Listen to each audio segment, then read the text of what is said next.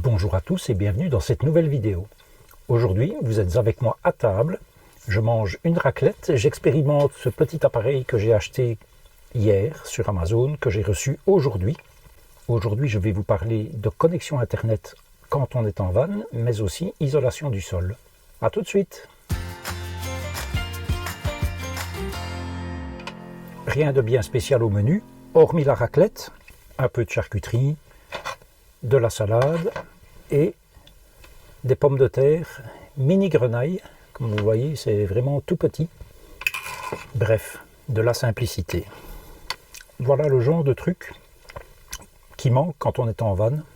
Pour moi en tout cas, friteuse. Ça c'est vraiment la chose qui me manque le plus puisque je mangeais des frites quasiment tous les jours. Oui, je sais, ce n'est pas bien. Le four, ça manque si on veut chauffer une pizza surgelée, bien sûr. Pourquoi une pizza surgelée? Pour la bonne et simple raison que ça coûte beaucoup moins cher. Voilà. Et donc j'avais vu cet appareil, ou un appareil semblable qui fonctionne avec des bougies, sur la chaîne de Lise et Bastien, Life is a Trip. Et je me suis dit, oh, quelle bonne idée. Et donc voilà. Ce n'est évidemment pas encore tout à fait la même chose qu'une raclette à la maison qui grille également le dessus. Mais bon, c'est ma foi très bien. Alors, ce n'est pas du vin, malheureusement, parce que j'ai oublié la bouteille de vin à la maison. C'est du vin que j'ai reçu de ma belle-mère à Noël, comme chaque année. Et pour le moment, il n'est pas encore dans le van. J'attendais des jours meilleurs.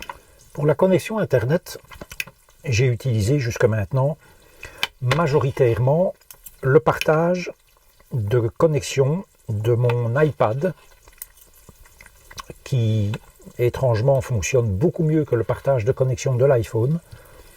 J'ai toujours un meilleur signal avec l'iPad qu'avec l'iPhone.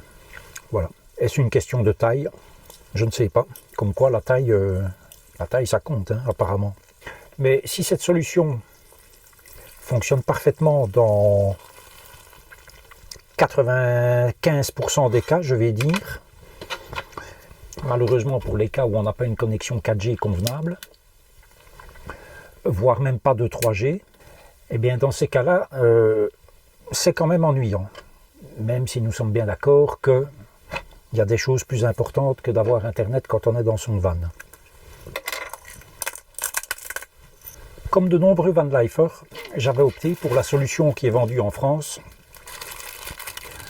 dans un magasin que je ne citerai pas, qui consiste en une antenne, c'est le tube alpha en fait, donc avec une antenne de 60 cm de long, qu'on vend tous sur le côté du véhicule.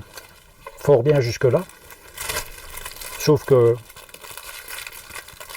dans mon cas, cette solution n'a jamais fonctionné.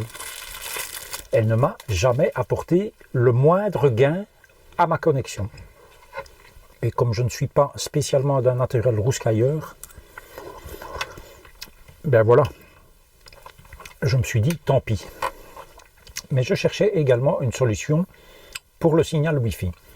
Quand je suis à un endroit où j'ai du Wi-Fi à côté d'une maison, c'est parfois le cas quand je suis à mon point d'attache chez moi, entre guillemets, ou ailleurs, où j'ai le réseau Wi-Fi que je connais. Le problème avec ça, c'est qu'une fois que vous fermez les stores, le soir, vous avez une grosse perte du signal Wi-Fi. Pour peu qu'il soit déjà un petit peu faiblard, je pense notamment au store de la porte latérale qui dispose d'une surface argentée, ça va le bloquer à coup sûr. L'antenne, le tube alpha 4G, bien évidemment, il ne sert à rien dans ces cas-là. J'ai donc opté pour une autre solution, qui est d'ailleurs disponible également chez ce fournisseur sur cette boutique en ligne en France, qui consiste à avoir un routeur et une antenne extérieure fixe sur le toit qui reste à demeure. Délicieux. Pour le routeur, j'ai choisi un Motorola MR 1100, quelque chose comme ça, ou un Nighthawk M1 dans lequel on insère la carte SIM, mais qui a aussi la fonction de délestage de données. Délestage de données, qu'est-ce que c'est? Eh bien, c'est tout simplement qu'il permet de récupérer un signal Wi-Fi qu'il peut capter, bien entendu, et il le redistribue ici dans le réseau. Donc être connecté au Wi-Fi du routeur en mode délestage de données, ça veut dire que le routeur, au lieu de fonctionner avec l'antenne 4G et la carte SIM, eh bien, il prend son Internet via la connexion Wi-Fi. Comment est-ce que j'ai goupillé l'histoire? Eh bien, j'ai donc acheté ce routeur. On trouve ce routeur sur Amazon, donc je mettrai le lien en description. Moi, il se fait que ce n'est pas chez Amazon que je l'ai acheté, mais peu importe. Et j'ai fixé cet appareil, ce routeur, sur la cloison entre la salle de bain et le séjour, puisque ça me permet à ce moment-là de le décrocher quand je suis, par exemple, chez moi et que je veux le Wi-Fi le soir, que les stores sont fermés. Je le décroche, je débranche l'antenne extérieure et je le mets derrière le store. Vous voyez? Donc comme ça, j'ai bien mon Wi-Fi à l'intérieur, mais la réception du signal, elle est optimum. Et quand je suis en route, il est accroché avec du velcro sur cette paroi et l'antenne extérieure est branchée. Il y a donc deux câbles. Pourquoi deux câbles? Je n'en sais strictement rien. Ça doit sans doute être une question de fréquences différentes. Quelque chose dans ce goût-là. Restait évidemment le problème de l'antenne 4G qu'il fallait installer. Et je n'ai malheureusement, moi, pas du tout les compétences pour ce faire. J'aurais pu à la limite fixer l'antenne, mais j'aurais été bien incapable de passer le câble à l'intérieur. C'est une antenne de type boule, 20 cm de diamètre à peu près, achetée sur Amazon. Le câble était fourni. Il me fallait juste un convertisseur puisque le connecteur du routeur et le connecteur sur le câble de l'antenne n'est pas identique. Donc j'ai acheté l'antenne boule sur Amazon et le petit convertisseur également. Le lien dans la description de la vidéo. Et il fallait donc faire placer cette antenne. Comme le van était en réparation, je me dis, je vais faire d'une pierre deux coups. Je vais demander au concessionnaire qui m'installe l'antenne. Et bien entendu, je demande le prix avant. On m'annonce 3 heures de main d'œuvre minimum. Eu égard aux nombreux problèmes que j'ai avec ce van, j'ai demandé au concessionnaire de faire un geste commercial, ce qu'il a accepté, et donc cette antenne m'a été placée complètement, donc l'antenne, le câble, les fixations, le tout pour 145 €. Donc voilà, merci monsieur le concessionnaire, c'est mieux que rien, il pouvait très bien dire Niet Tovaric. Au niveau du résultat maintenant, me direz-vous, parce que c'est bien ça le plus important, qu'est-ce que ça donne? Eh bien c'est assez incroyable. J'ai fait un essai chez ma compagne, et chez ma compagne, dans le van, je n'ai que de la 3G, avec un débit que je vous indique là. Donc vous voyez que c'est plus ou moins anémique comme débit. Donc ça, c'est la connexion du smartphone. Et maintenant, la connexion avec l'antenne extérieure, donc le smartphone connecté sur le routeur Wi-Fi 4G, regardez la différence. C'est énorme. C'est véritablement énorme. Et en tout cas largement suffisant pour des besoins journaliers. Et il est bien évident que si vous avez une bonne connexion, il n'y a aucune raison d'utiliser ça parce que vous n'aurez pas mieux. Donc c'est vraiment quand vous avez une mauvaise connexion, quoi, hein, ou le soir, une fois que tout est fermé. Parce que ce que j'ai dit pour le Wi-Fi avec les stores et la surface réfléchissante du store, c'est également valable pour la 4G. Hein. Vous avez le signal 4G qui chute. Moi, je constate ça tous les soirs. Dès que je ferme les stores, le signal chute. Et donc maintenant, je n'ai plus ce problème-là. Et donc, je suis enchanté de ce système. Vous avez tous les liens. Le routeur est cher, je vous l'accorde. L'antenne, ça coûte 2 fois rien. Ça pèse 2 fois rien. Vous avez vu comment ça a été installé sur le toit. Bon, moi, personnellement, le câble, vu qu'il y avait largement assez de longueur, je l'aurais fait passer sur la surface plate du véhicule, un petit peu plus loin vers l'arrière. Mais bon, voilà. C'est fait. Ça fonctionne. J'ai une installation propre, comme vous l'avez vu. Mon routeur fixé avec du velcro. Le câble de charge juste à côté. Ce routeur fonctionne sur batterie. avec une autonomie d'au minimum 20 heures, parce qu'il m'est déjà arrivé plusieurs fois de le laisser allumer la nuit, et le lendemain matin, il n'y a pas énormément de batterie qui est partie. Hein. Solution parfaite. D'autant plus parfaite que la fameuse antenne de 60 cm, qui dans mon cas ne fonctionnait pas, et qu'on doit ventouser sur le côté du véhicule, eh bien en fait, avec les stickers qu'on a sur les versions anniversary, au-dessus, le grand bandeau d'autocollant, eh bien en fait la ventouse ne prend pas là-dessus. Donc tout ce que je pouvais faire, c'était fixer cette antenne, la ventouser à une des vitres de la portière gauche ou de la portière droite. Encore fallait-il savoir plus ou moins où se trouvait l'antenne relais pour pas que le restant du véhicule bloque le signal. Enfin bon, système de merde. Voilà. L'antenne à demeure sur le toit, c'est vraiment ce qu'il y a de mieux. Alors, je vais appeler madame ma compagne, pour lui montrer que je mange une excellente raclette. Monsieur. Bonjour l'ours des Vosges. Oh, l'ours des Vosges. Attention parce que je suis en train de faire ma vidéo, donc les gens t'entendent. Ouais, c'est ça. Je suis en train de faire ma vidéo, regarde. Je vais changer de caméra. Boum, voilà. Ça filme. Mais t'arrêtes de bêtises. Voilà, et donc les gens te voient. Et je voulais simplement te montrer la magnifique raclette que je suis en train de manger. Et, vous avez mal de m'inviter. et je me régale.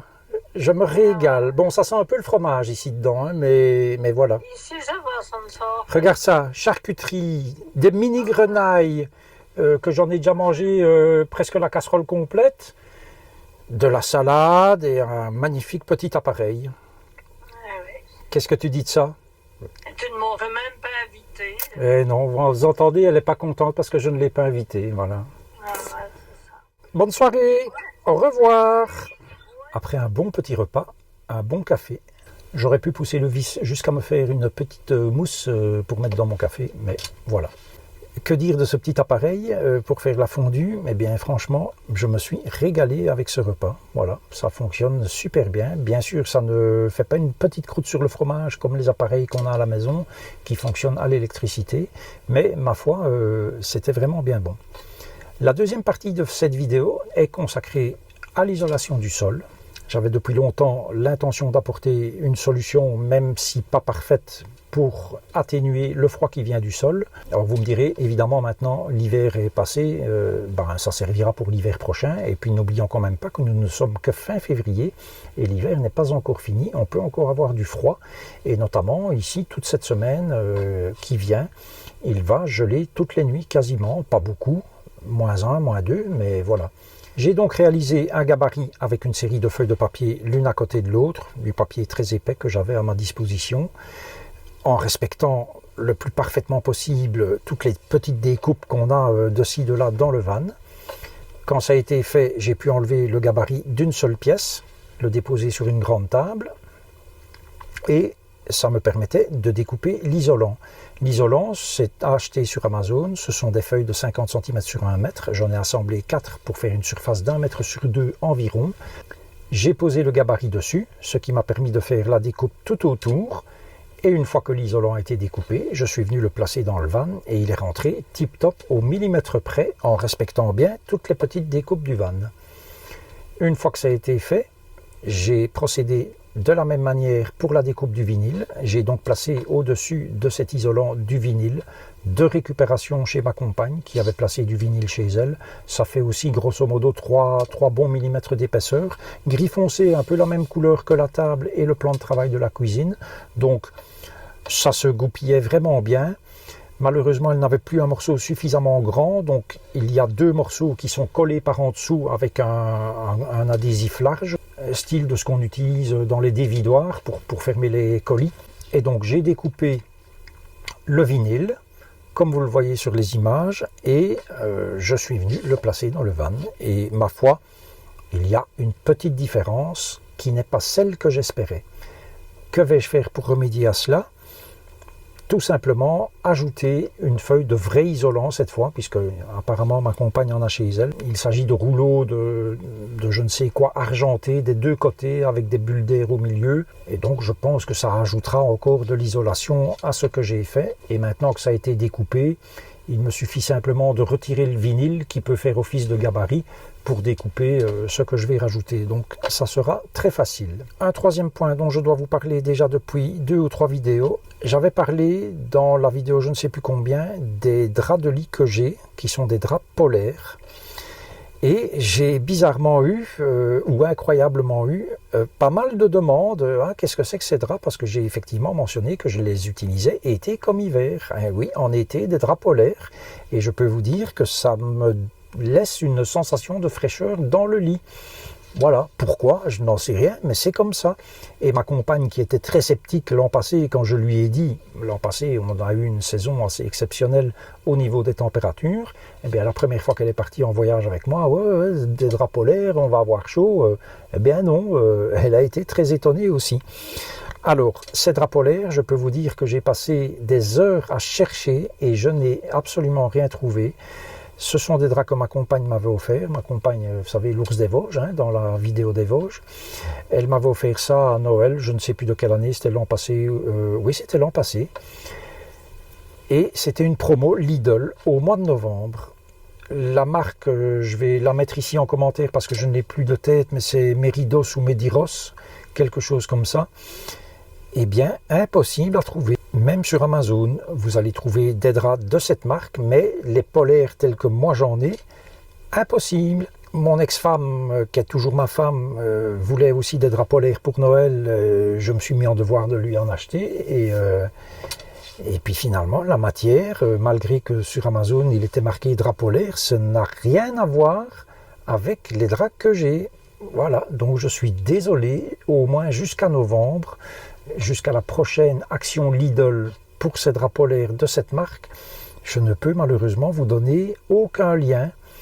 Tout ce que je peux vous donner, c'est le lien pour la housse du matelas, puisque moi j'avais reçu la housse de couette et l'été d'oreiller, et il me fallait bien entendu une housse pour mon matelas, et ça j'avais trouvé une housse polaire sur Amazon, et ça je peux éventuellement vous mettre le lien, je vais d'ailleurs même vous mettre le lien en dessous.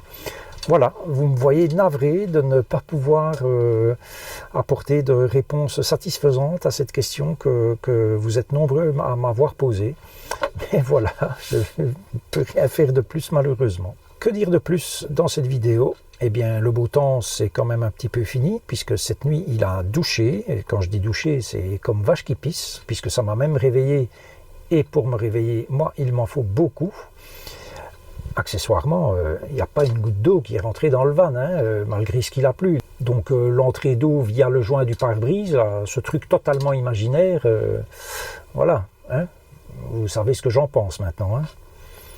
Donc le soleil, bien sûr, on en a un petit peu en journée. Ça aide un petit peu à emmagasiner quelques watts, ma foi, tant mieux. On est reparti sur des températures qui sont quand même, je pense, un peu plus normales pour la saison, parce que hier, 19 degrés hier. Voilà, beaucoup de flotte la nuit, et puis ce matin, pas très chaud, 3 degrés, 8-9 degrés pendant la journée, et cette nuit-ci, il va geler 0, -1, -2, quelque chose dans ce goût-là, et ça va être comme ça toute la semaine, une alternance de gel la nuit et de température plus ou moins normale la journée. Pas de voyage prévu pour le moment, puisque de toute façon, on ne peut toujours pas sortir de Belgique. Par contre, j'ai quelque chose en projet. J'espère que ça va se réaliser et là, ma foi, ça pourrait être vraiment pas mal.